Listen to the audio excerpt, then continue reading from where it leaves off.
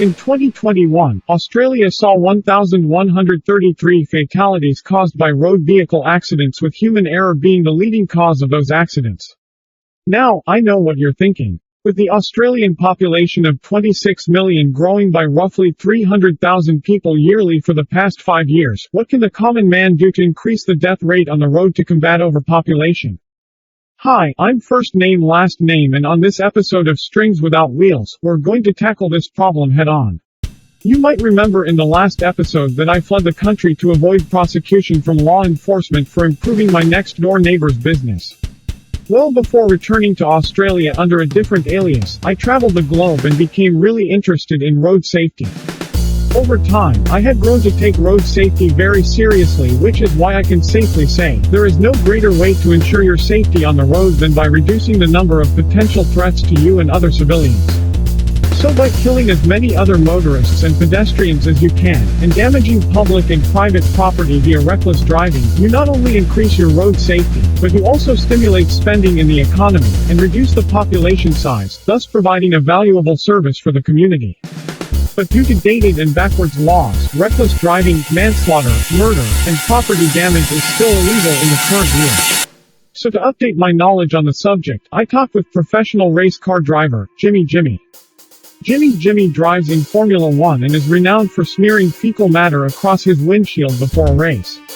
At first, we talked about what kind of car he drives, what it's like being a professional race car driver, and the kind of safety precautions he takes when driving professionally. But when I developed enough rapport with him, I asked him if he would run over 12 pedestrians and vandalize 5 homes on his way to his next race if I sponsor him. Unfortunately, he declined my offer and didn't want to continue talking to me after that. Surprised but not taking no for an answer, I then hired some thugs to kidnap his family and ordered them to kill his family if he didn't reconsider my offer. Reluctantly, he complied and was later arrested and thrown into prison after he completed his race.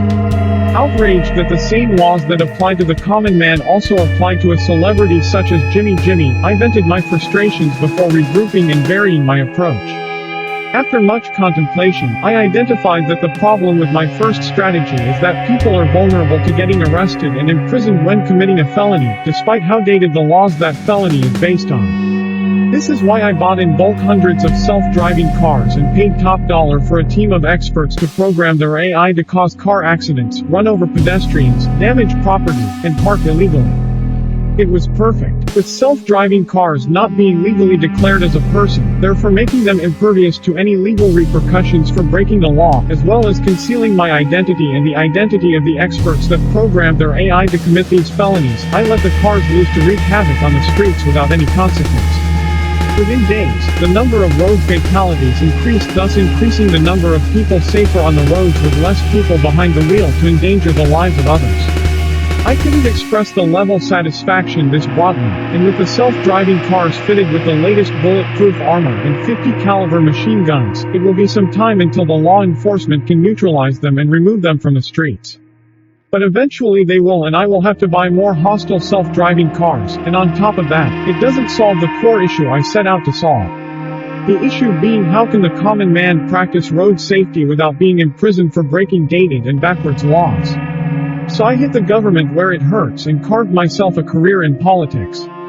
With only 3 years of hustling and getting the public on board, I finally facilitated the passing of new up-to-date legislations, not only legalizing reckless driving but mandating it.